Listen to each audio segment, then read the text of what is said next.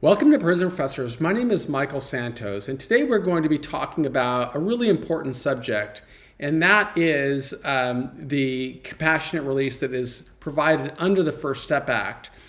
So in this podcast, we're going to kind of cover 6 key points, which is 1, the United States Sentencing Commission; 2, the concept of compassionate release; 3, the importance of an extraordinary and compelling strategy; 4, we're going to go into the First Step Act; 5, we're going to go into the CARES Act; and 6, we're going to talk about, again, the importance of documenting the strategy.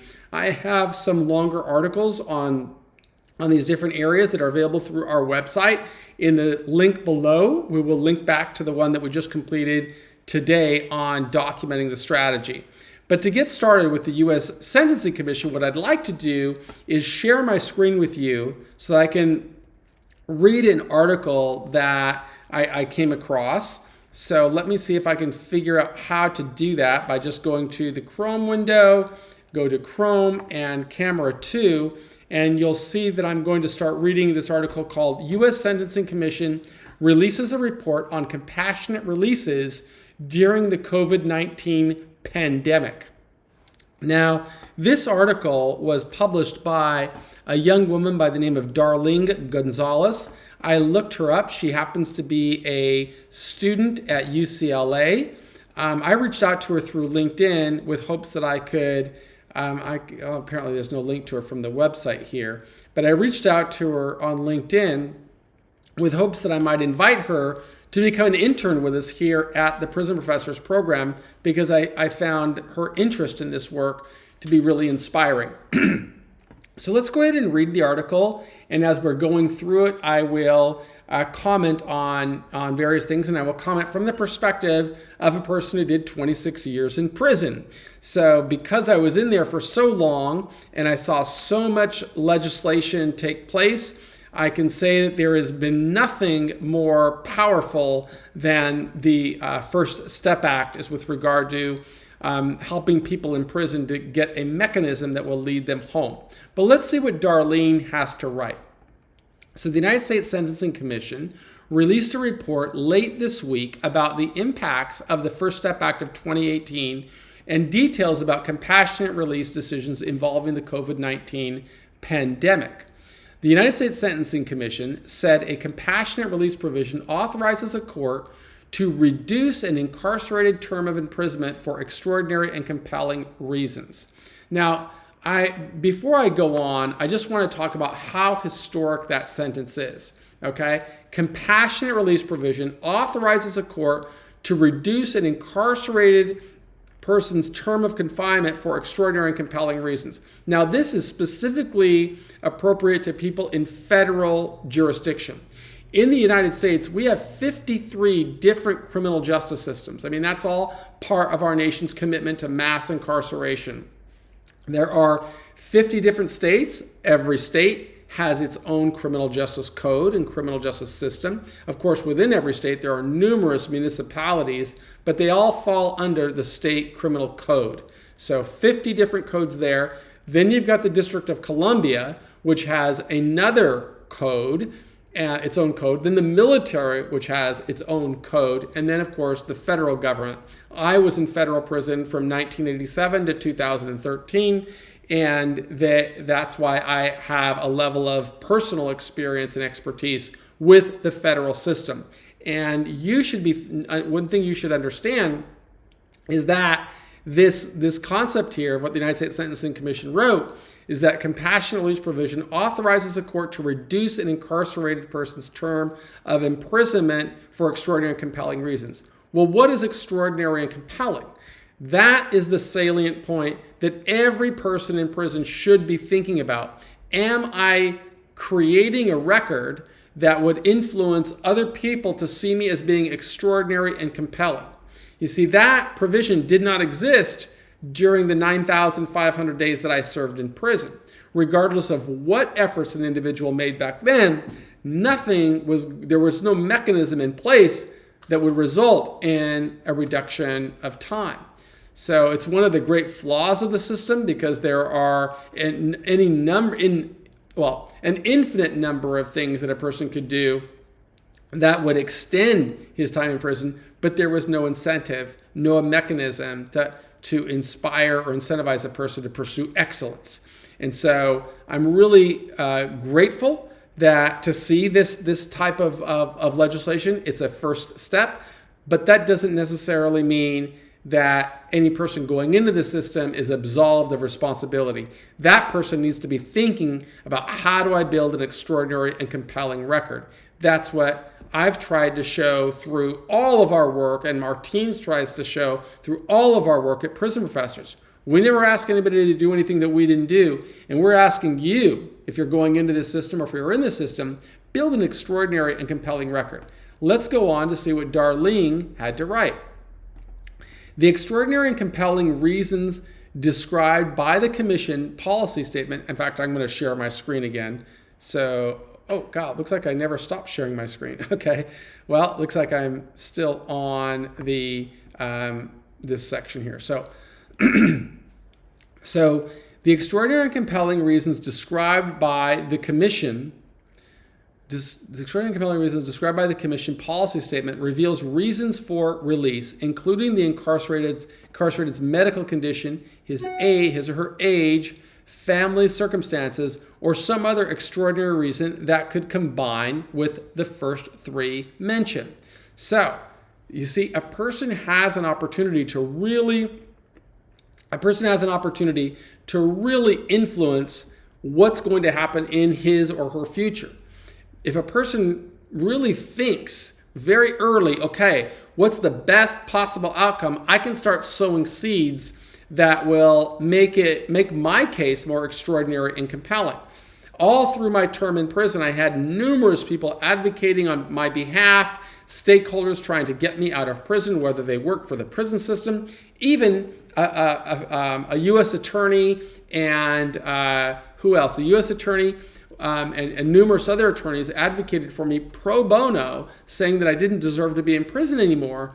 Unfortunately, at that time, there was no mechanism that would allow the government to release me. The only way to get released under the old law would have been if I had some reason to get back into court, or there would have been a presidential pardon. So that's changed, because now an individual has the ability to advocate on his own behalf and submit a motion for compassionate release for a lot of reasons, medical being one of them. So it's important to understand why it's so crucial for a person to build an extraordinary and compelling record. And that's why I'm going to go back to the article. Well, now, of course, I will put a link to it below in the notes below. So the published report by the United States Sentencing Commission introduced the First Step Act of 2018 as an act that allowed the incarcerated to file motions seeking compassionate release in federal court directly after satisfying an administrative exhaustion requirement. So that administrative request is really something quite simple. It's the administrative remedy process, where you file these forms starting with BP8, BP9, BP10, BP11, and that's giving the warden or administrators an opportunity to recognize that this person is worthy of compassionate release. Now, in the past, administrators wouldn't even respond to those requests, but now it doesn't matter if they respond or not, because 30 days after the person files the motion, then the courts will deem that the person has exhausted administrative remedies, and the prison system will say that it didn't give a favorable response. At that point, administrative remedies have been exhausted, and the person can file in federal court, going back to the same sentencing judge or the sentencing court and requesting compassionate release. Doesn't mean you're going to get it. There's no guarantee. But to the extent you build an extraordinary and compelling record, you've got a stronger chance of persuading other people that you're worthy of relief. So I am a big advocate, trying to get to the right screen or make sure I'm on the right screen, of people preparing and learning as much as they could. So let's go on. As a result of the COVID-19 pandemic, the number of offenders, let's just call them people, the number of people who requested and were granted compassionate release drastically increased in the fiscal year of 2020 as a response to the pandemic. That's correct. There are many people that got to be released from, but it's not like it granted them any favors. I mean, there was a pandemic. Their lives were at risk. More people died in prison because of the pandemic than anywhere else. Why? Because they couldn't social distance. They couldn't take care of themselves.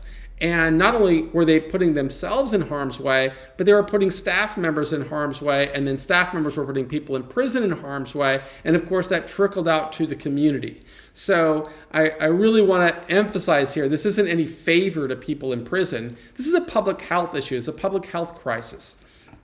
So in 2020, the courts decided on a motion that granted sentence reductions, 25.7%, an increase of more than a 12-fold from the first year of the First Step Act, was an action where only 145, again, they like to say offenders, but I'll just call them people, received sentence reductions.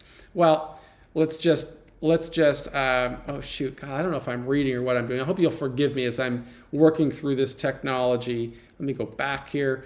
I hope that you are kind of following along here on what's going on. So the prison system is not a very family-friendly place. They're in the business of confining, not necessarily releasing people. And so this extraordinary change from 20, because of, where it said only 145 people got compassionate release, versus the pandemic where thousands of people started to get released under the First Step Act. There's a lot of reasons for that. And I think there are more reasons than can be covered in a simple article like this, that is limited to its amount of space and everything else. I can give you some of those examples. One of them being when President Trump signed the First Step Act in 2018, it was the most historic prison reform legislation in more than 30 years. And so the Congress, recognizing how historic it was, authorized the Bureau of Prisons a year to really study the act and retrain its staff members and get the system ready to handle the First Step Act. Then, after that year passed, they created a risk assessment tool and some other mechanisms as they tried to roll this out. And then the pandemic hit. And when the pandemic hit, of course, everything changed. So people started getting sick. People started to die. There were a lot of problems. And so there's a lot of reasons that interfered with the rollout of the First Step Act. But what is important is that now it is in place. And so there are a lot of people getting out of prison, but people need to prepare because the Bureau of Prisons is not one that is generally very family friendly. At least that was not my experience while I was inside there. Let's see if I can continue reading the article. So I'm going to go to in 2020, the courts decided, I already read that. The United States Sentencing Commission's report also expresses that the First Step Act was a contributing factor to the increase in offenders. I hate the word offenders.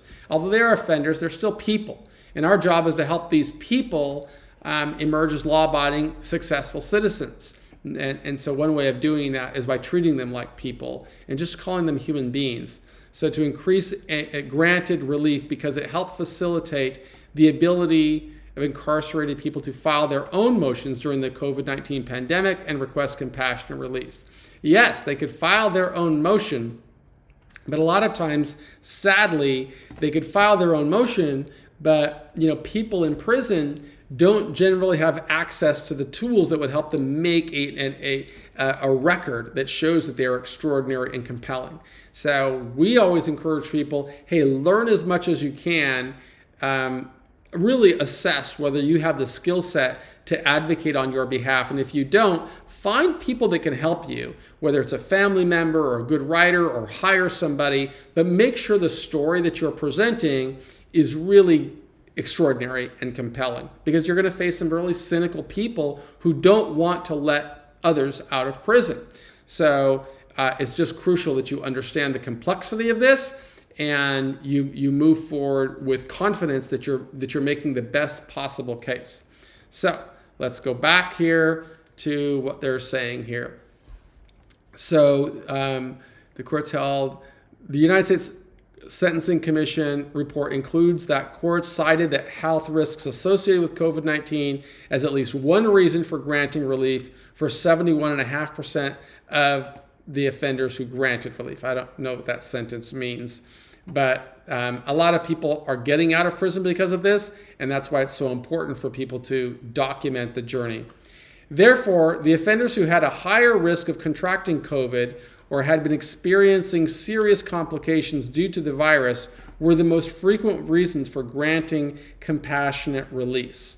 Okay, and that makes sense. If somebody is sick, if somebody is vulnerable to this virus or to the pandemic for a lot of reasons that the CDC has identified as being risk factors, including maybe being obese, maybe having some type of pulmonary disease, including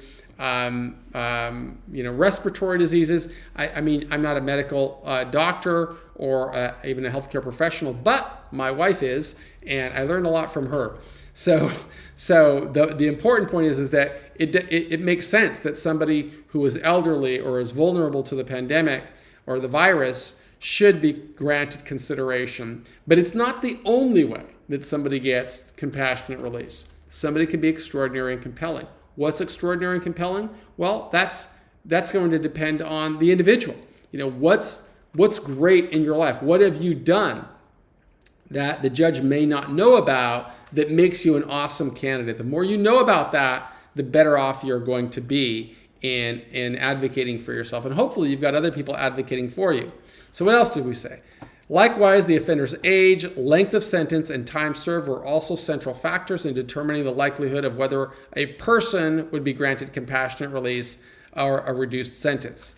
The grant rate was highest, 61.5%, for people 75 years or older, and lowest, below 20%, for people under 45 years old, the United States Sentencing Commission stated.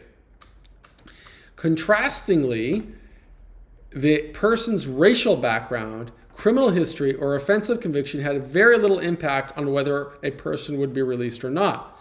Across different racial groups, the commission described that there was only a 2.2% variance in the rates for granted release and a variance of 5.3% between offenders with a high release and low release based on their criminal history. The people who were granted release also received a substantial reduction in their sentences. The United States Sentencing Commission said, in the year 2020, the average reduction in sentence for people granted relief was nearly 5 years, 59 months, and more than 40% of the person's sentence. In the month-to-month analysis by the United States Sentencing Commission, there is a continual increase in people being granted compassionate release as the result of the COVID-19 emergence.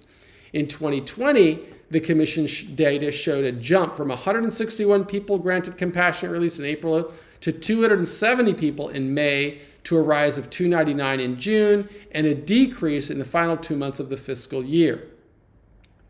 The decrease in the final 2 months is a decline that the U.S. Sentencing Commission argues as a trend the Commission expects to continue past the study period as COVID vaccines became available and the pandemic became better controlled.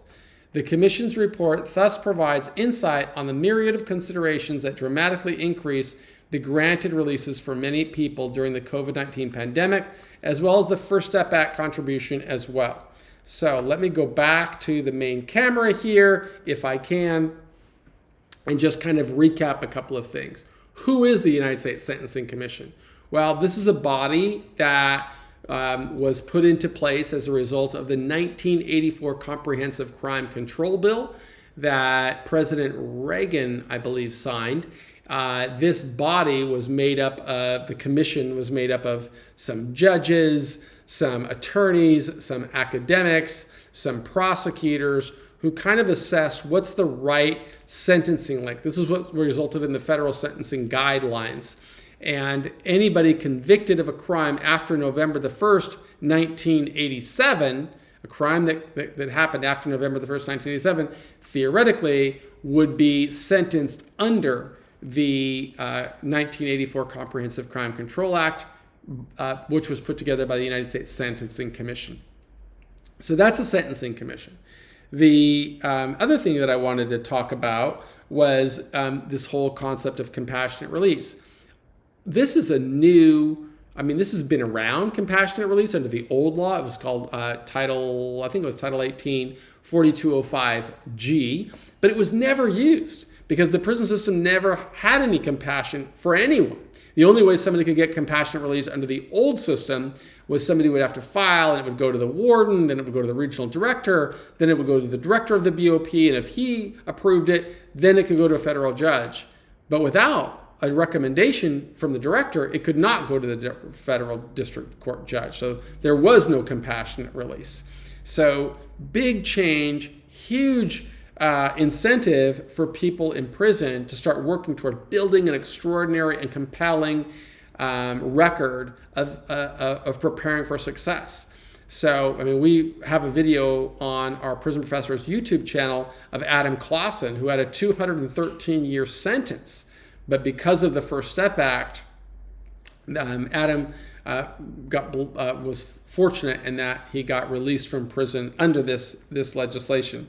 The First Step Act has just been a real great piece of prison reform legislation. It's still slowly being rolled out across the country, but it does give hope, and I encourage people to learn as much as they possibly can. We'll publish quite a bit here on the Prison Professors channel.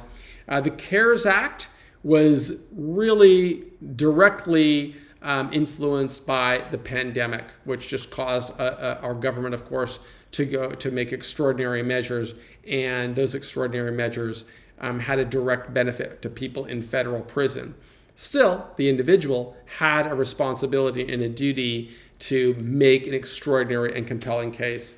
And so that's another one of the reasons that our team at Prison Professors really emphasize the importance of documenting a journey, because you've got to think about the people you are going to encounter in the future, the people that are going to assess whether you are extraordinary and compelling.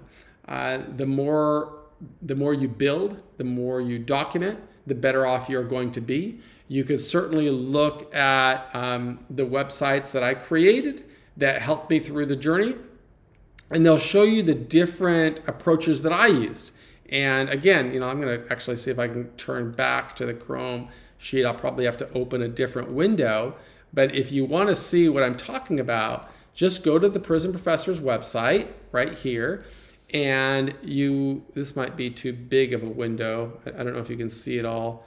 I'm going to make it a little smaller just in case, because I don't know if that's too big. So let me go smaller and smaller on this side, and then see if that fits into the window. Hold on a second, as I'm trying to size this up. Now that looks still too big. So let me go back to Chrome, and oops, no, I didn't want to do that. Forgive me here. I was in prison my whole journey, so I'm learning how to use this technology. But I want to make this so that you can see what I'm talking about. I'm going to go like that. Now for sure you can see this, I think. I think you can see this now for sure. So if you go up here to the menu and you click on, let's see here, services perhaps, you can kind of see the different ways. God, I don't know if that shows up. I can't tell. Let's see. I can't tell where this is. I think it's here. There. I think that's better. Okay. Let's see. Yeah, that might be better. So if I go to services, I think it's services, and then I scroll down on these services, there's all kinds of stories here of how to, let me just look. I'm scrolling through. It's kind of hard because I'm looking on a smaller screen than I'm used to using, but this is not what I was looking for. Start. Well, if you scroll through this page, you're going to see all the different ways that I worked to show people how to document a strategy that might make a person a better candidate for relief. I never ask anybody again to do anything that I didn't do, but you can just flip through here. I just have so much content, I can't even find it all. But you'll see it all. You'll see what I did. I really wanted to find that section that I had on reputation building or something along those lines, because that's the one that services. Okay, oh, right here. There you go. Reputation building. Here you'll see this whole story, and you can find links of all the different ways that I worked to build a record showing what it meant to be extraordinary and compelling. And you'll see all these books that I wrote while I was in prison. You can actually click on the books themselves, and you'll see when they were published. You know, I was doing this from inside of a federal prison. But all of this I created all of this with the idea of someday helping people believe that I was something more than the bad decisions that I made as a young man. So I would encourage you to read through this article and learn about all the different ways that I used to build a strong record while I was in prison. It didn't get me out of jail a day sooner, but that's because the mechanism didn't exist. Well, today, the mechanism does exist, and it's up to you to build this extraordinary record, this record of being extraordinary and compelling. And they're not my words. These are the words of the courts. These are the words of the legislator. That's what judges have to consider if they're going to grant you compassionate release. My recommendation to you is make sure that you're extraordinary and compelling. I am Michael Santos. On behalf of our whole team at Prison Professors, we really want to ask that you support our work by simply subscribing to the channel, whether you're getting it on YouTube or iTunes or through our podcast, or what else do we have? A new app that's coming out, or Alexa app. Wherever you're getting your information, we do hope that you will become a member of our community. You can get a tremendous amount of information at no charge, totally free.